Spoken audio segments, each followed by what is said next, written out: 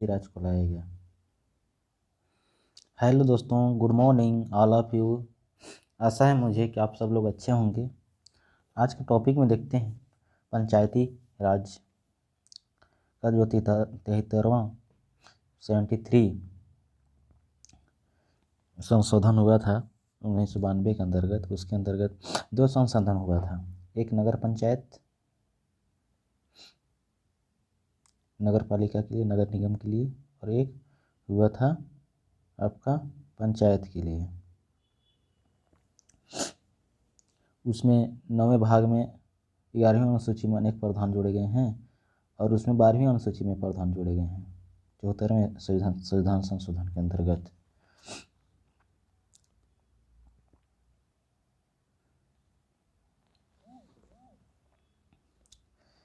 अनुच्छेद 40 में राज्यों, इसका जो अनुच्छेद 40 में इसको सम्मिलित किया गया है, आर्टिकल संविधान का अनुच्छेद 40 में इसको सम्मिलित किया गया है। अनुच्छेद 40 में पंचायत राज जो भी है। हेलो दोस्तों, good morning all of you, सब लोग अच्छे होंगे। आज का टॉपिक में हम लोग देखते हैं 73वां संविधान संशोधन 1992। इसमें अनुच्छेद 40 के अंतर्गत पंचायती राज को सम्मिलित किया गया है और 73वां संविधान संशोधन कर भारतीय संविधान के भाग 9 में और अनुसूची 11 में इसको पंचायती राज को रखा गया है या जोड़े गए हैं। इसके अंतर्गत 73वां संविधान संशोधन विधेयक लोकसभा में पारित हुआ था 22 दिसंबर 1992 को और उसके दूसरे दिन 23 दिसंबर को राज्यसभा में पारित हो गया। क्योंकि पहले कितना बार बिल ला चुके थे, जैसे 64वां बिल लाया गया था 1988 में, जो कि वो भी लंबित रहा। वैसे ही राजीव गांधी की सरकार में भी लाया गया था, वो भी पारित नहीं हो पाया। लास्ट जो पारित हुआ 73वां संविधान संशोधन बिल लाया गया और ये पारित हुआ फाइनल। और फिर राज्यसभा और लोकसभा दोनों के पास बिल पास हो जाने के बाद जो राष्ट्रपति जो होते हैं उनके द्वारा उसको अनुमोदित किया जाता है, वो साइन करते हैं। इसके बाद वो जो विधेयक है वो संशोधन हो जाता है और वो एक एक्ट बन जाता है। और अनुमोदन हुआ 20 अप्रैल 1993 को। ये दोनों अनुमोदन और ये पारित नगर पंचायत या नगर पालिका जो भी है और ये पंचायत दोनों एक साथ हुआ है, लेकिन लागू जैसे इस 24 अप्रैल 1993 को हुआ है और वह लागू नगर निगम या नगर पंचायत वो लागू हुआ है 1 जून 1993 को।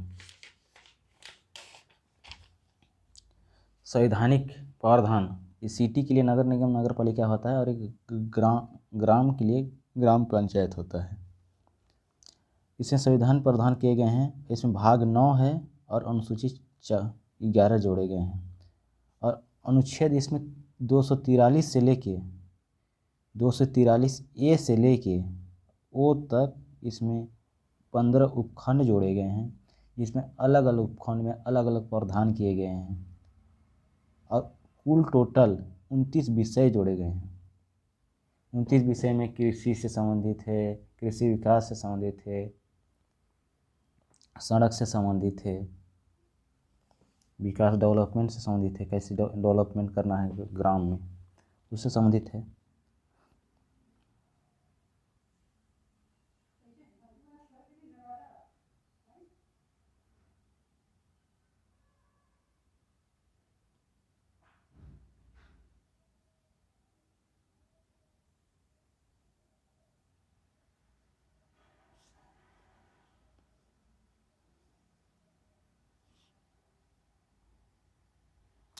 ऐसा जगह जहाँ 73वां संविधान संशोधन लागू नहीं है कि संघ शासित प्रदेश दिल्ली में, क्योंकि उस वहाँ क्यों लागू नहीं है? क्योंकि वहाँ पंचायत ही नहीं है, क्योंकि पूरा तो सिटी है, तो पंचायत रहेगा तब तो लागू होगा।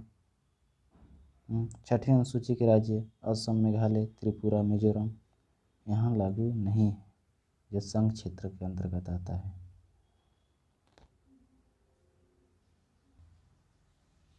9 भाग में जोड़ा गया है। इसके अंतर्गत अनुच्छेद 243 में जो पंचायत स्तर का है ए से ओ तक उपखंड जोड़े गए हैं, उसके बारे में विस्तार से देखते हैं। तो अनुच्छेद 243 ए में पहला है ग्राम सभा का, ठीक, ग्राम सभा होना चाहिए एक पंचायत। इसके बाद एक पंचायत के अंतर्गत 2 ग्राम सभा हो सकते हैं। और अनुच्छेद 243 बी में ग्राम पंचायत का गठन होना चाहिए। 243 सी में ग्राम पंचायत की संरचना, यदि हिंदी में बोलेंगे तो क ख ग आता है। और 243 डी में सीटों का आरक्षण हो। 243 ई में पंचायतों का कार्यकाल। 243 एफ में सदस्यों की निहरताएँ, क्या निहरताएँ होना चाहिए, जैसे किस वर्ष उम्र होना चाहिए, किसी केस या किसी से संबंधित जुडिशियल उसमें आरोप ना हो। 243 जी में पंचायतों की शक्तियाँ प्राधिकार, मतलब 29 विषय जो है उसके अंतर्गत क्या कह सकती है। 243 एच में पंचायतों के द्वारा कर अध्यारोपित करने की शक्ति राज्यों की निधियाँ। अनुच्छेद 243 आई में राज्य वित्त आयोग का गठन। भाई पंचायत बनेगा तो उसको पैसा कहाँ से आएगा, इसके लिए वित्त का गठन करना पड़ेगा। और पंचायत में जैसे एच 243 एच जो है पंचायतों के द्वारा कर अध्यारोपित करने की शक्ति, मतलब पंचायत में जो निधि है वहाँ कर कैसे अध्यारोपित करना है, इसके बारे में शक्ति प्रदान की गई है।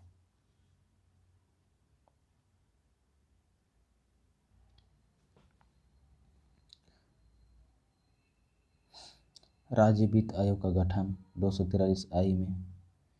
और 243 जे में पंचायतों के लेखाओं की संपरीक्षा, क्योंकि पंचायत जब बनेगा तो उसमें आय व्यय जो भी होगा उसका लेखा जोखा भी तो जरूरी है, क्योंकि शासन पैसा देगा तो कहाँ कहाँ पे खर्च हुआ, सही जगह में खर्च हुआ कि नहीं। मान लीजिए नल डबरी निर्माण के लिए दिया गया, अब हकीकत में डबरी निर्माण कार्य में लगा पैसा कि नहीं लगा, या पैसा को खा दिए, गबन कर दिए, तो उसके लिए जांच करने के लिए इस लेखाओं संपरीक्षा ये पंचायतों में जे में 243 जे में दिया गया है।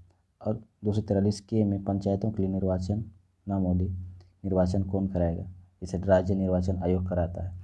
क्योंकि कभी पूछता है क्वेश्चन कि पंचायत का निर्वाचन कौन कराता है, तो उसमें कई ऑप्शन दे देगा। सेंट्रल गवर्नमेंट का निर्वाचन आयोग रहता है, राज्य निर्वाचन, तो इसमें पंचायत स्तर हो गया, जिला पंचायत हो गया, या जनपद पंचायत जिसको बोलते हैं प्रधान पंचायत समिति, उसका जो सदस्यों का निर्वाचन होता है वो राज्य निर्वाचन आयोग कराता है। और उसका निर्वाचन कब कराना है, क्योंकि उसका तिथि डेट, क्योंकि निर्वाचन जो बूथ होता है हर स्कूल या कॉलेज में रखा जाता है, तो उस समय छुट्टी है या कि नहीं, उसका निर्धारण राज्य सरकार करती है निर्वाचन कब कराना है। और ये निर्वाचन आयोग की जिम्मेदारी रहता है कि कितना चरण में निर्वाचन कराना है और कैसे कराना है। पंचायती राज का संघ राज्य क्षेत्रों में लागू होना, जो लद्दाख, असम, उधर संघ क्षेत्र में लागू होना, और कतापीय क्षेत्रों में लागू ना होना, जहाँ पे इसका कतापी जैसे दिल्ली है वहाँ लागू नहीं हुआ है। उसी प्रकार एल देख लिए, एम देख लिए। एम एल में यह है पंचायतों का संघ राज्य क्षेत्र में लागू होना। एम में दिया है कतापी क्षेत्र में लागू ना होना। एन में दिया है विद्यमान विधियों और पंचायतों का बना रहना। इसका विधि विधान से पंचायतों का बना रहना। और 243 ओ में निर्वाचन संबंधी मामलों में न्यायालयों के हस्तक्षेप का वर्जन। यदि निर्वाचन में कुछ भी गड़बड़ी होता है, पोलिंग बूथ में वोटों की गिनती हो या और कुछ हो, तो उसका संबंधित न्यायालय के पास इसका पूरा हस्तक्षेप या जो भी निराकरण होगा न्यायालय के पास होगा, इसके लिए भी दिया गया है। किंतु पंचायत राज अधिनियम के तहत किसी निर्वाचन की निम्न समक्ष याचिका पेश कर सकता है। यदि कोई भी दिक्कत होता है, ग्राम पंचायत अपने अनुविभागीय अधिकारी यानी राजस्व एसडीएम के पास कर सकता है, जनपद पंचायत कलेक्टर के पास कर सकता है और जिला पंचायत संचालक पंचायत को कर सकता है।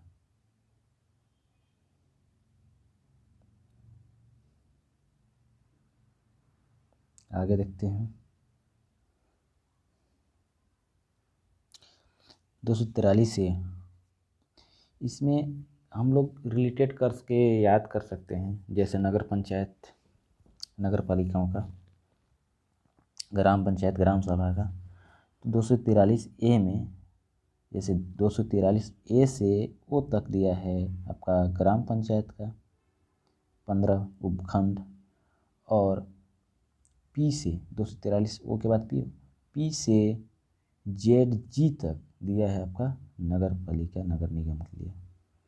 तो 243 ए ग्राम सभा है, तो 243 पी में परिभाषाएं, और 243 बी में ग्राम पंचायत का गठन है, तो 243 ओ में पी के बाद ओ आएगा, ओ में नगर पालिकाओं का गठन है। उसी तरीके से 243 सी में ग्राम पंचायतों की संरचना है, उसी तरीके से 243 आर में नगर पालिकाओं की संरचना है। इसमें अलग से ऐड हुआ है 243 एस वार्ड समितियों का गठन और संरचना वार्ड के लिए। अब इसके बाद फिर आ जाता है 243 डी सीटों का आरक्षण, इसमें भी सीटों का आरक्षण है 243 टी में। इसके बाद उसका कार्यकाल, इसमें भी नगर पालिकाओं की अवधि या कार्यकाल, सदस्यों एफ में दिया है सदस्यता के लिए निहरताएँ, तो इसमें भी में दिया है 243 भी में सदस्यता के लिए निहरताएँ, क्या निहरताएँ होनी चाहिए। 243 जी में पंचायतों की शक्तियाँ प्राधिकार एवं उत्तरदायित्व दिया है। उसी प्रकार से 243 डब्लू में नगर पालिकाओं आदि के शक्तियों प्राधिकार और उत्तरदायित्व दिया है।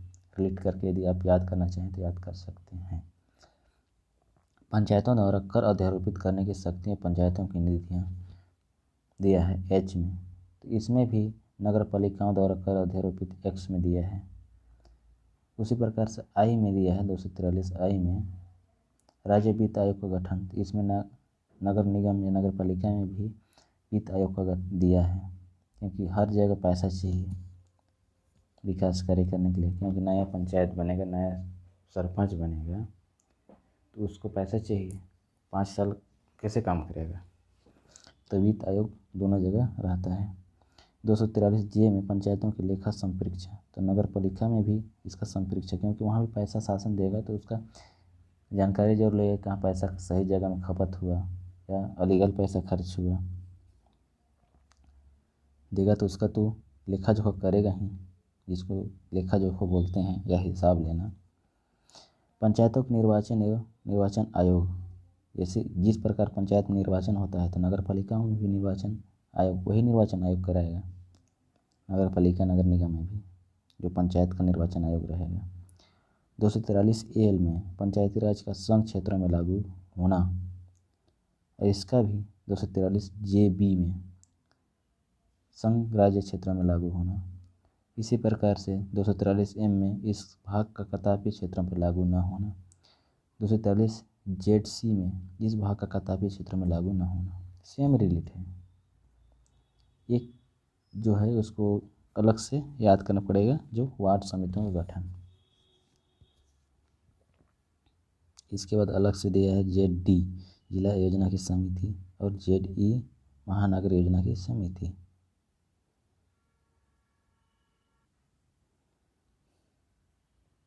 इसके बाद 243 एन में दिया है विद्यमान विधियों और पंचायतों का बना रहना, इसमें भी दिया है विद्यमान विधियों नगर पालिका का बना रहना।